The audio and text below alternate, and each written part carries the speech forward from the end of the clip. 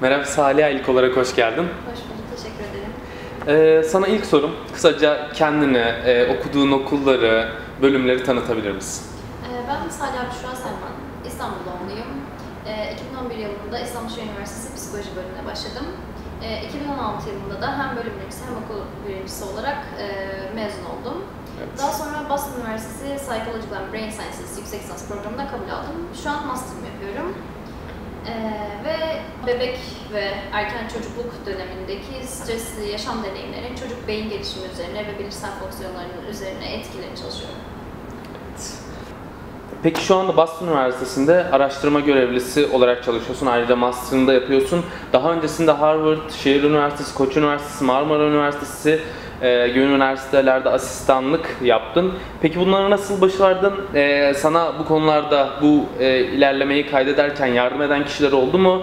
Ve bize Boston Üniversitesi'ne kabul sürecinden bahsedebilir misin? Nasıl başvurdun? Başvururken seni kabul etmelerindeki etkenler nelerdi sence? Öncelikle bölüme başlarken aslında neredeyse laborlarla alakalı hiç bilgim yoktu diyebilirim. Ama derslere ilgiliydim. Derslerle ilgili hocalara çok sorular sorardım. Yani elimizdeki materyalleri elimden geldiğince okumaya çalışırdım ve orada merak ettiğim şeyleri ayrıca araştırırdım. Ve bu sorularım beni bir gün biyopsikoloji dersindeki hocamın odasına götürdü. Hocaya yine sorular soruyorum. Yaklaşık 45 dakika soru sorup not aldıktan sonra hocam derse olan ilgimin fazla olduğunu anladı ve dedi ki okulumuz bünyesinde yeni bir laboratuvar açılması düşünülüyor. Katılmak ister misin? Ben de tabii hocam dedim ve bunu yaklaşık bir 10-15 kişiye de bu şekilde söylemiş ve biz o laboratuvarda asistan olarak çalışmaya başladık okulumuzda. Ve daha sonra o laboratuvarda tabii bir sürü hoca, bir sürü çalışma yürütülüyordu. Ben oradaki hocalarla da tanışmış oldum. Onların çalışmalarını da dinleme fırsatım oldu. Şehir Üniversitesi'ndeki lab'ın araştırmaları yazın devam etmemişti. Ve o Şehir Üniversitesi'nde tanıştığım hocalardan birisinin yazın Marmara Üniversitesi'ndeki laboratuvarına gittim. Hocam ben burada yazın yapabileceğim bir şey olur mu? Gözlemleyebilir miyim? Neler yapıyorsunuz? Bakabilir miyim diye gittim. Aklımda hiç staj, benim burada kazanacağım şöyle şeyler olur diye düşünmüyordum. Ne yapabilirim? Fotokopi çeksem bile havalara uçacaktım. Ve ben o laboratuvara gidip gelmeye başladım. Yazın Adil Deniz Duru Hoca'nın yanına gidip gelmeye başladım ve yazındı Topkapı'dan Anadolu Hisarı'na böyle 3 vesayetle sabah akşam gidip gelmeye başladım. Ve laba gidip gelmeye başladıkça da laboratuvar, yani ertesi gün uyanmak için heyecan duyuyorum. Tekrar laboratuvara gideceğim diye. Annem ne yapıyorsun dedi. Bugün de devre yapmayı öğrendim diyordum. Aslında hani o gün orada ne varsa onu yapmaya çalışıyordum. Orada doktor öğrencilerin araştırmalarını, deneylerini mesela başlatıyordum. Sonlandırma tuşuna basıyordum. Hani onlar bile benim için yeterliydi. Çok heyecanlanıyordum. Daha sonra hocamız sağ olsun çok iyi bir hocaydı.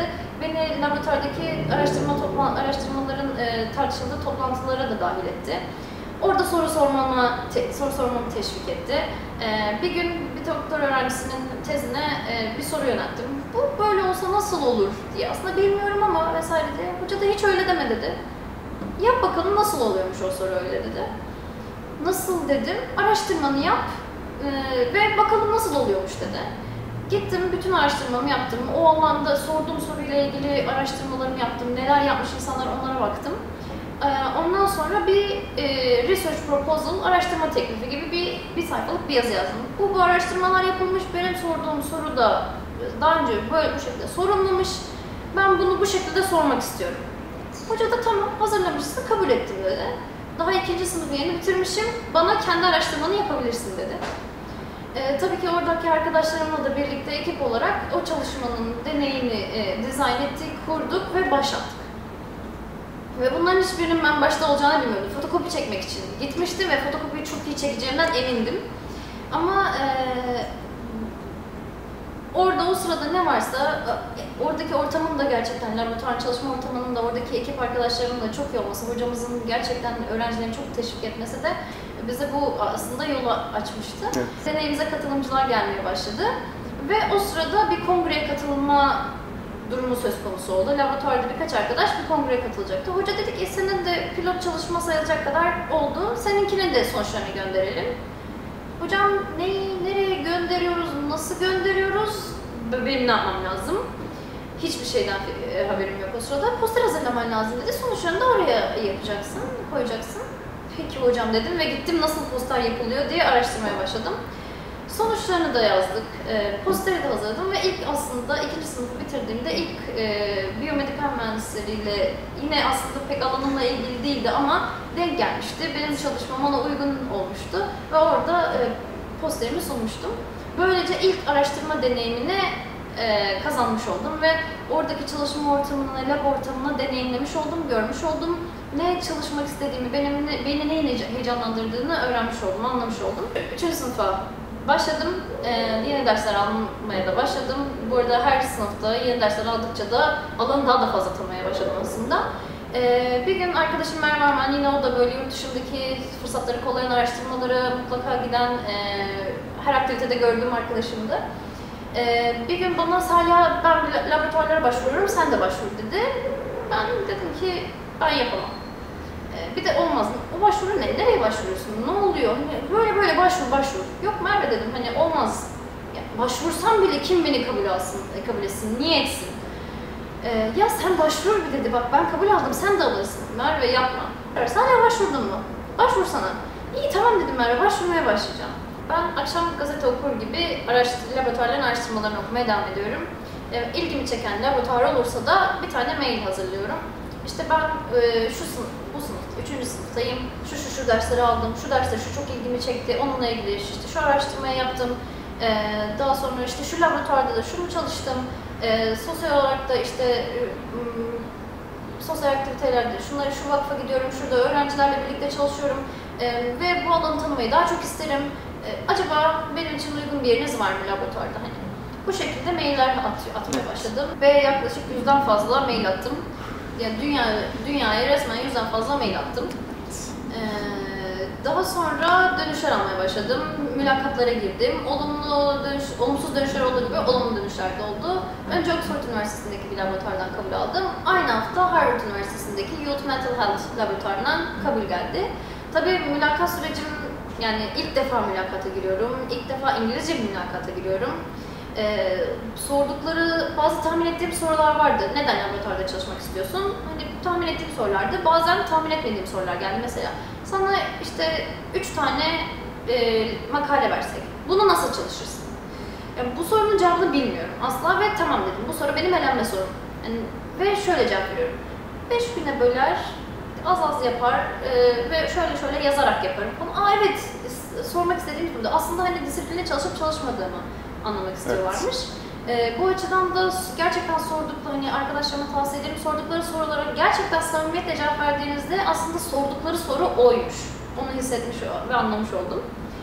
Daha sonra tabii Harvard Üniversitesi'nden kabul aldım ama kimseye söyleyemiyorum. Çünkü ben de inanamıyorum. Yani ve diyorum, ayağımı basana kadar laboratuvara inanmayacağım.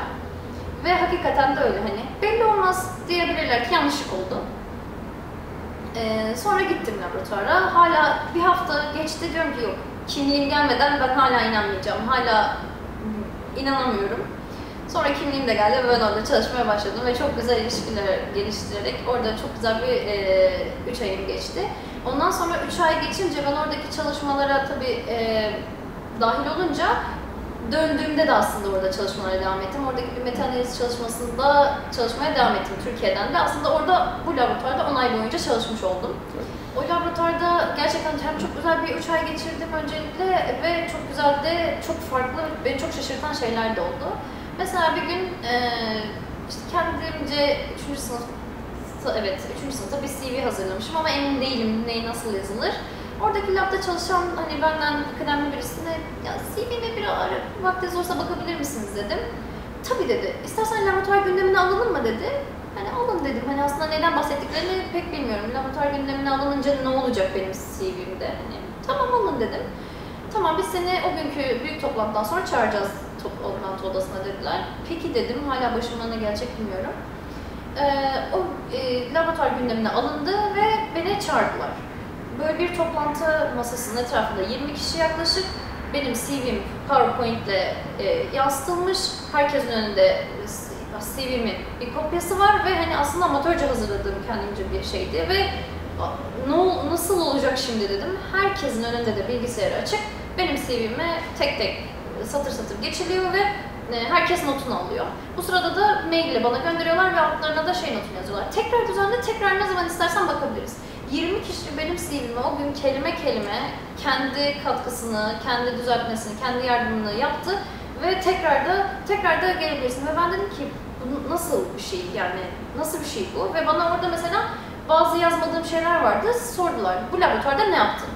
Ve onu anlatınca bunu böyle daha güzel belirtirsin diye daha da fazla eklediler. Benim hani düzeltmenin de ötesinde çok güzel eklemeler de yaptılar. Benim fark edemediğim, koyduğumda daha güzel anlaşılabilecek şeyler eklediler. Ve bazen de dediler, bu tamam sen mesela kelime kelime değiştirdiler bazen. Bu kelime sizin tamam doğru bir çeviri ama bunu kullanırsan daha iyi olur gibi böyle yardımları da oldu. Ve bu beni gerçekten çok şaşırttı. Yani bu kadar ilgilenmeleri ve sorduğumda hani bu nasıl bir şey dedi. Biz hep birbirimize böyle yaparız dediler. Yani birisi bir yere başvuracağı zaman CV'lerine hakikaten bir toplantı odasında bu şekilde birbirlerine yardımcı oluyorlarmış. İkinci olarak da beni şaşırtan şey, yine bir alanı merak ediyorum.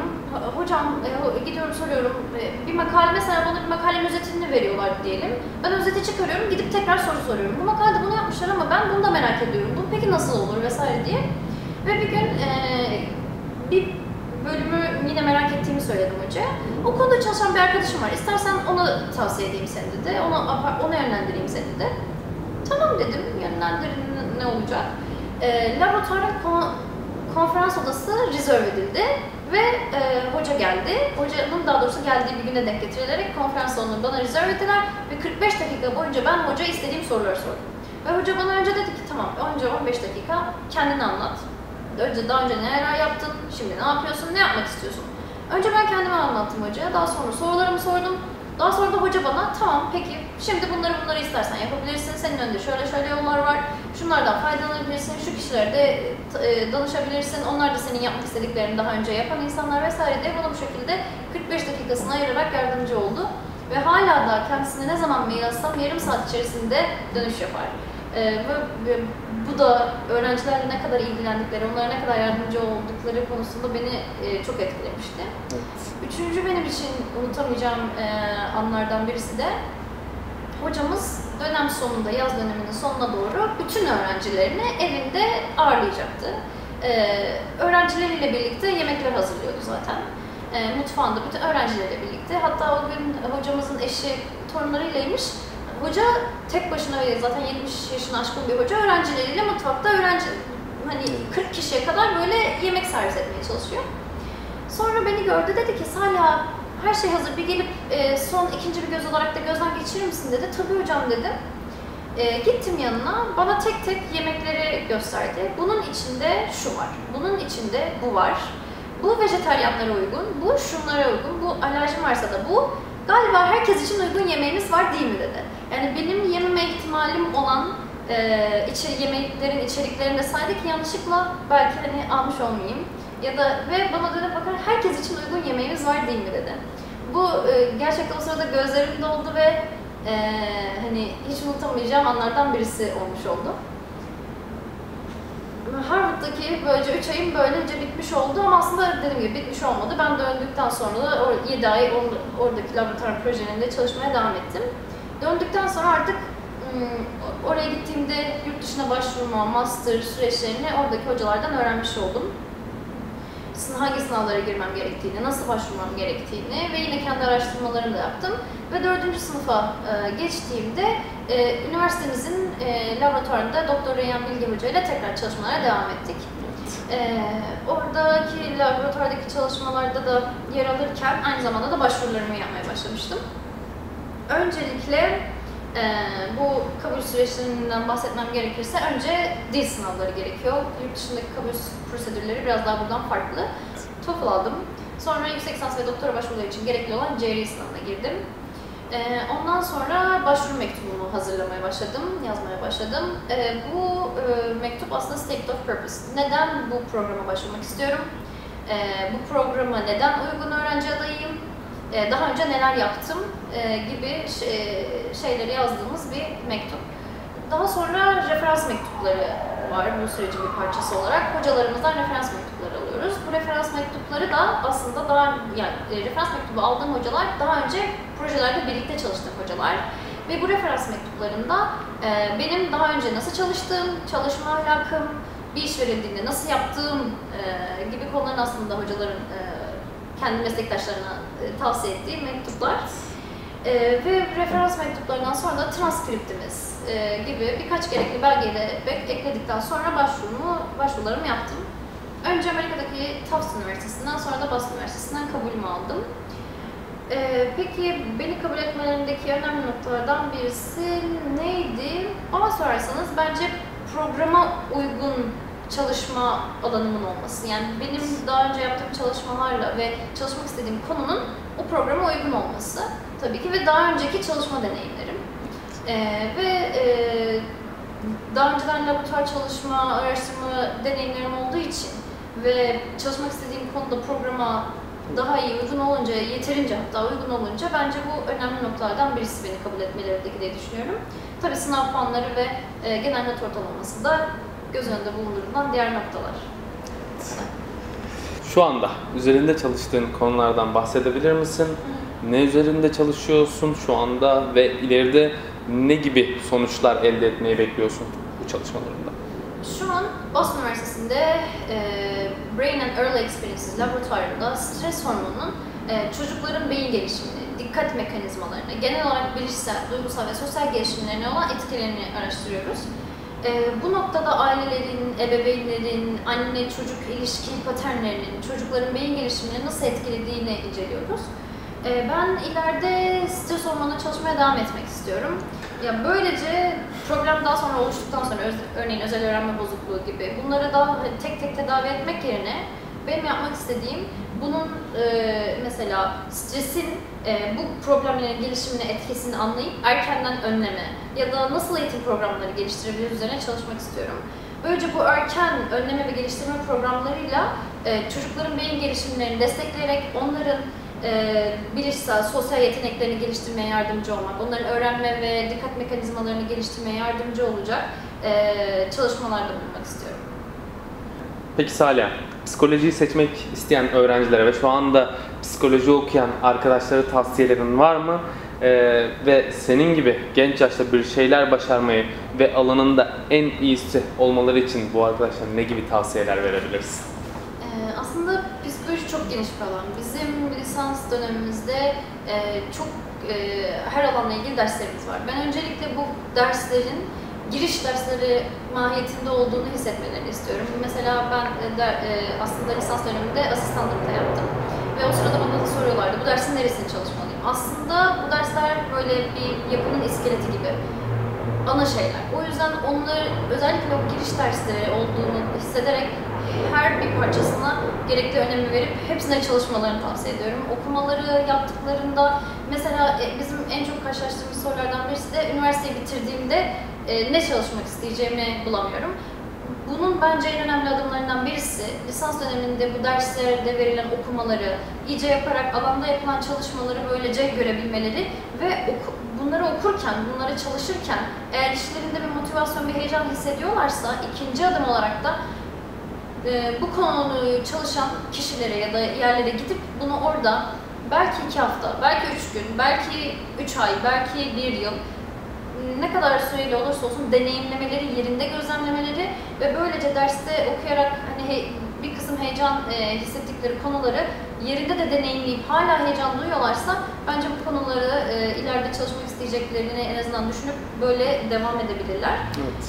Yani aslında bana sorarsanız bir alanda en iyi olmak için bir insanın yaptığı işi sevmesi gerekir ve hangi işi sevdiğini bulmak için de insanın gerçekten birçok alanı deneyimlemesi gerekir. Ben önce mesela çalışmak istemeyeceğim alanları saptadım. Çünkü gidip yerinde gördüğünüzde kafanızda hayal ettiğinizden daha farklı bir şey olabiliyor. O yüzden herkese gerçekten tavsiyem az ya da çok gidip merak ettikleri konuları acaba bu nedir, nasıl çalışılır, ne yapıyorlar dedikleri en ufak bir soruyu gidip yerinde gözlemeye çalışmalarını tavsiye ederim.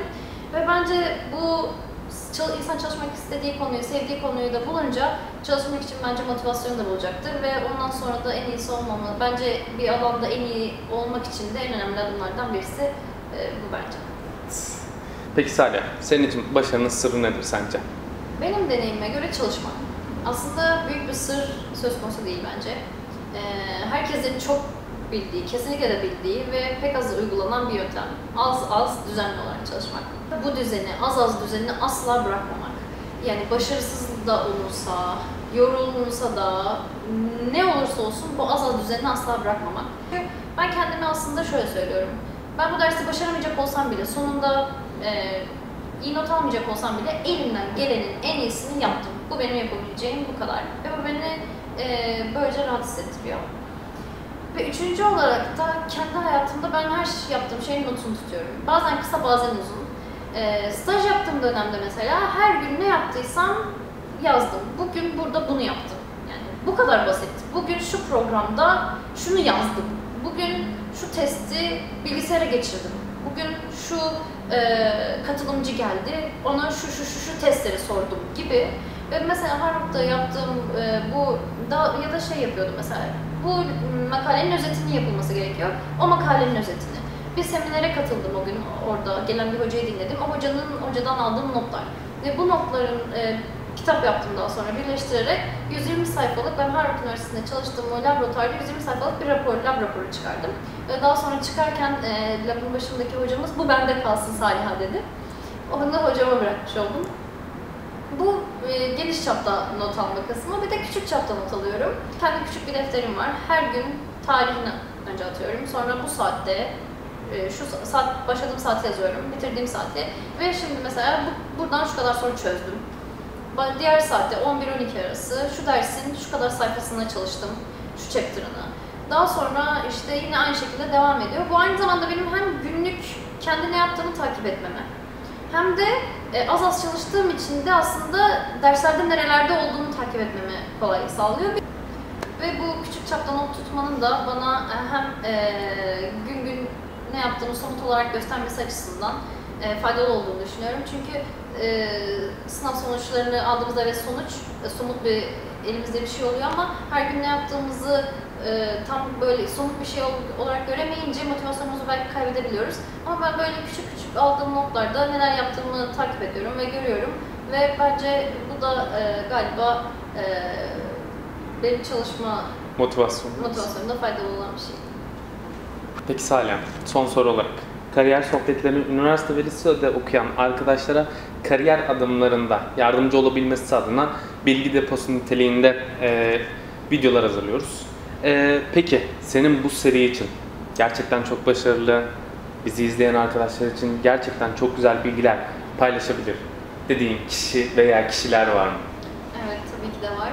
Öncelikle beni 3. sınıfta yurt dışı başvurularına ikna eden arkadaşım, Harvard Üniversitesi'ne de birlikte gittiğimiz arkadaşım Merve Armağan.